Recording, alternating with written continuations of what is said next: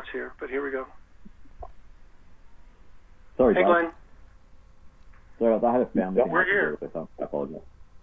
My apologies. We were having fun. We were having fun. Yep. We missed you. So go ahead, Glenn. So yeah, we had a question for you, Glenn. We've had the Gus Fox guy on our radio show a couple of times talking about FFL, Family First Life, and he never mentioned Primerica at all. And I've looked around his website and looked around a little bit and been following the FFL developments as far as the settlements, and I've never seen the word Primerica and FFL in the same sentence. So it's on the YouTube channel. Check it out. Can you just jump on it now for me so we can be sure? If you jump on their YouTube channel, go to videos and then go to popular, it's their most popular video. 114,000. On which channel? Family First Life Lawsuits. Okay, I'll look for it. I just didn't see. I've been around that a couple of times. He's got some really powerful testimonials, and he's putting a lot of effort, obviously, into this because he wants to take them down. But I don't remember Primerica being associated with that at all. And if there's any good YouTubers out there, please get this promote this. I think we need to promote this channel. We need to subscribe to this channel. And any YouTubers out there who are anti-MLM, get this guy on your channel and promote his business, and let's make this a thing where if you put banned content, so if you get content on your channel that the company is going after, this will boost your channel. So this is the most viewed video ever. So this is definitely, if you want your channel to be viewed more, stick this Marco masterpiece on your channel. It will get your channel a lot of exposure. Actually, Scott, how about we meet halfway? You don't want to support Marco in any way. How about you just leave a negative comment in the video explaining all the reasons why it's stupid, and that way you're still helping the algorithm, but you're also letting everyone see just how stupid Marco is. You making a comment on Marco's channel? No, on the Family First Life Lawsuits. Leave a comment listing all the problems with the video, and then you're still helping the algorithm, and you're still supporting Family First Life Lawsuits who are going up against MLM censorship. But you're also at the same time letting everyone see just how stupid Marco is. So it's working on all levels. Yeah, I'll make that kind of a comment. And like Peter said, we've had the Gus Fox guy on this show twice, so it's not like we're ignoring. We're not ignoring. Yeah, there was one. What was about a month or two ago, Peter, and then the previous one was several months ago, maybe almost a year ago. I don't remember exactly, but he has been on twice. Relatively recently. I'll tell you what. If this man is fighting MLM censorship, then I'm going to promote this man all I can. I'm going to find those on your BFR, and I'm going to upload them onto my channel, because anyone who is prepared to fight against MLM censorship deserves a lot of support, and I urge everybody out there to support anybody who does anything to fight MLM censorship, because there is nothing more important than free speech. And if the MLM industry is ever going to get defeated, it can only be defeated in a climate of freedom of speech. If these MLM companies are successful in censoring anti-MLMers, then they're going to win. So it is so crucial that we fight MLM censorship. To me, that's almost the most important thing we can do. Yeah, I think it's important to have new videos put up too, because no matter how good a video is, after a certain period of time, it becomes kind of stale and it becomes aged, and it just doesn't get the views. I know that John Oliver's MLM video he did back in 2016, which has gotten, I want to say, 34 million views, but it's really leveled off. It does not get the views that it used to. Yeah, that's right. And I think there's a couple reasons. Number one, a lot of people have already seen it, and secondly, it's just getting aged, and people tend not to pay attention to the older stuff because they think, well, that's passe, it's not current, I'm not going to spend my time, no matter how accurate it still is, they just tend not to look at it. So it's one of those things. the thing about MLMs is they never, ever change. If you have a listen to what the MLM gurus were saying in 1980 or 1970, it's exactly the same. It's word for word the same stuff they're saying today. It's just different people saying it. I mean, it's extraordinary. If you look at what they were saying at that Amway rally that Dateline NBC taught Australians, it's the same garbage. Exactly. And they're quoting exactly being said. We've had lots of guests we've had lots of guests on this show that were recently in Amway, and when they talk about all the things that they experienced, it's pretty much exactly my experience back in the 90s and early 2000s. So absolutely, nothing has changed except the technology. You know, that's really the only thing that's changed. But you're exactly right. The language, the techniques, all of that is virtually identical. Yeah, it's a business. I don't think you'll find a better example of a business that just does not change. It never ever changes, not even slightly. Actually, yeah, the other big thing I wanted to talk to you about, Scott, was hold on one Robert. second. Let me just throw in a little clarification. Scott, relative to the Family First Life YouTube channel, the lawsuit ones, it's really just somebody uploaded Marco's video to that channel. So the Family First Life lawsuit has nothing to do with Primerica at all. It's just that he uploaded Marco's video to the channel. So that's what I think, Glenn, I just wanted to clarify, because Primerica has nothing to do. Yeah, I know, but Primerica has nothing to do with the Family First issue. It's just that this guy decided to upload that Marco video to his channel to try to give Marco some extra exposure. Yep. It's I think it's about, there's cross exposure there between the companies, so it makes sense. Yeah. It makes sense, but it has nothing to do with the problems that First Family is having. Have nothing to do with Primerica. They're just using. He's just using this channel as just a way to be able to upload Marco's video and then give other people a chance to comment on it to help improve his channel and his visibility. So from the Gus Fox stance, it makes sense because he's getting some extra publicity, people that are anti-MLM, but it really has no relevance to the Family First lawsuits cases. So that's the only thing I just wanted to find out, because I couldn't connect the dots, and the dots aren't connecting. So that's okay. But yeah, Glenn, you wanted to we only have a little bit of time left. I want to give you the chance to bring up your other thing. Yeah, so I just wanted to say really quickly that there's a long history of when you try and censor something, you make it bigger. I think another great example of this is there was even a documentary made on this. They tried to ban an adult film, and it became the highest-selling adult film of all time. It's called Deep Throat. Now, this movie was very, very, very low budget, very, very poor quality, but because they tried to ban it, it became bigger. We need to make that happen with this.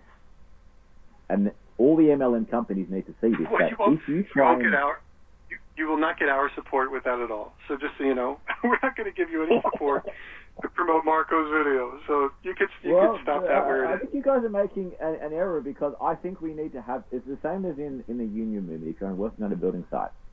If you're we like you, Glenn. If you want to, Glenn, we like you. If you want to come back, stop promoting Marco. If you want to come back, Marco is a dead end on this channel. Dead end, Marco the dead end. All right. Marco is worthless.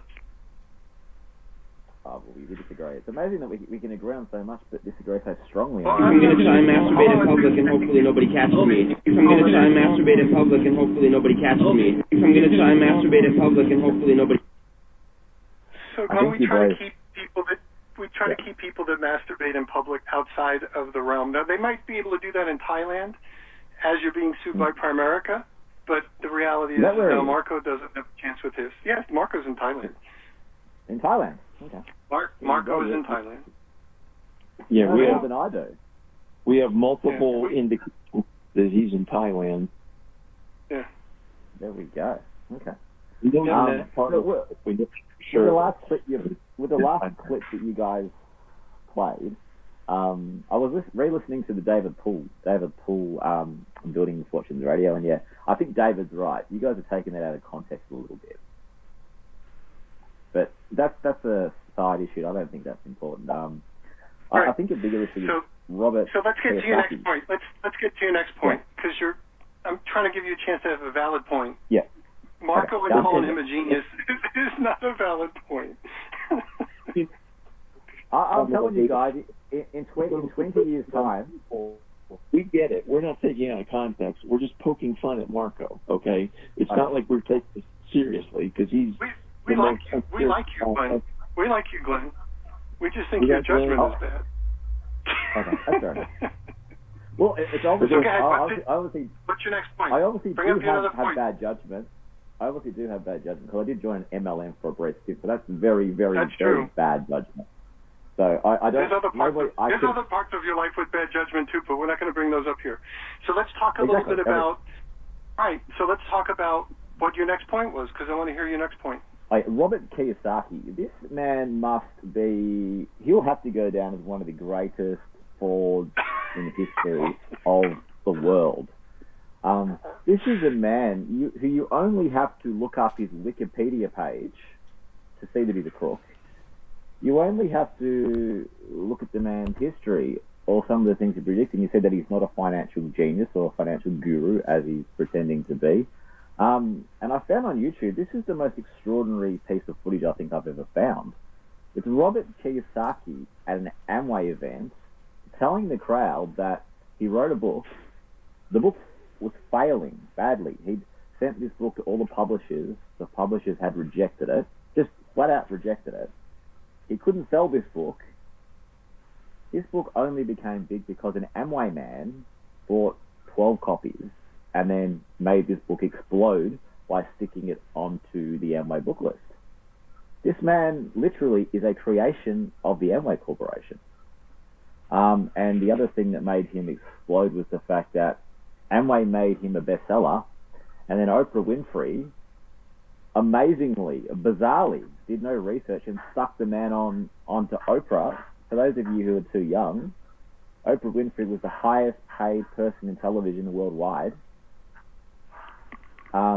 She got Robert Kiyosaki on, and Robert Kiyosaki told the audience and millions of people watching that doing multi-level marketing was a good idea. You talk about a lack of research. This has got to be Oprah Winfrey's most shameful moment. Promoting Robert Kiyosaki as a financial guru on television, when after he's just been rejected by every single book publisher and only became a bestseller because Amway promoted his book. Hey, can you guys play that footage? It's the most extraordinary footage I've ever seen. See, we told you we like you. Oh. Mm-hmm. Is he playing it? I'm not. I don't hear. I'm hoping you guys can play it. Okay, I hear an echo. April of 1997, I printed 1,000 copies of this book, thinking, okay, my rich dad has given me all this information.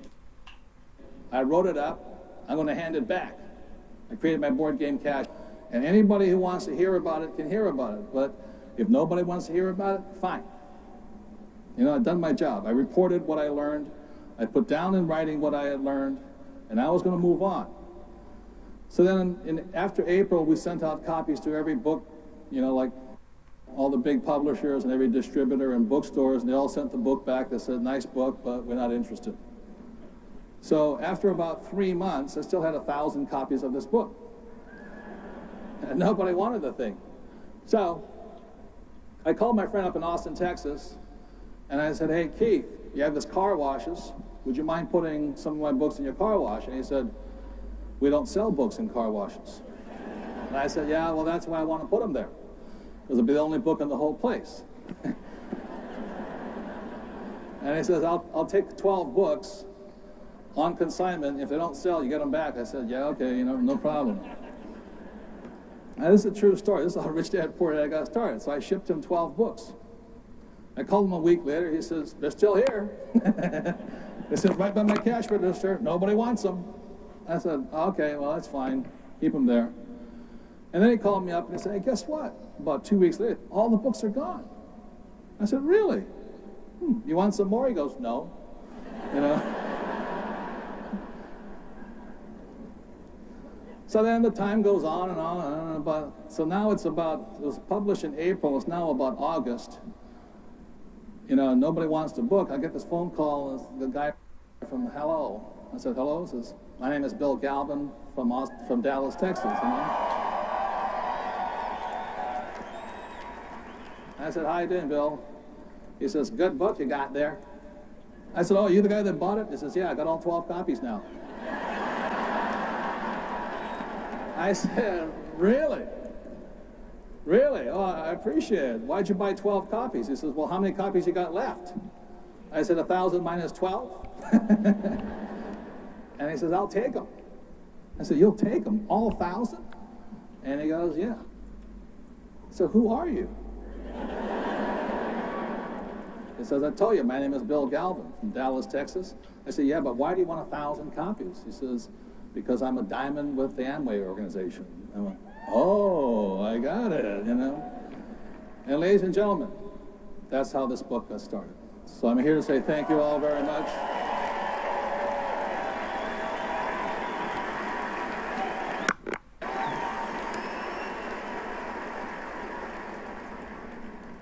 And the book then spread by word of mouth.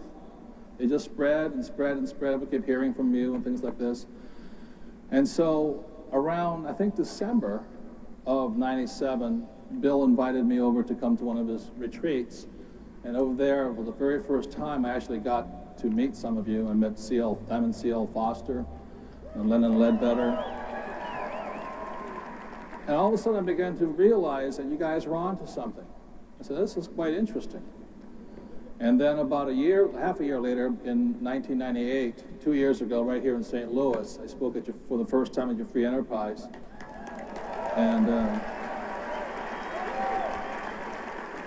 that's when I met Dexter and Bertie Yeager. And I didn't say much, and he didn't. Old Dex didn't say much. Extraordinary footage I've ever seen. It's an admission. There's an echo.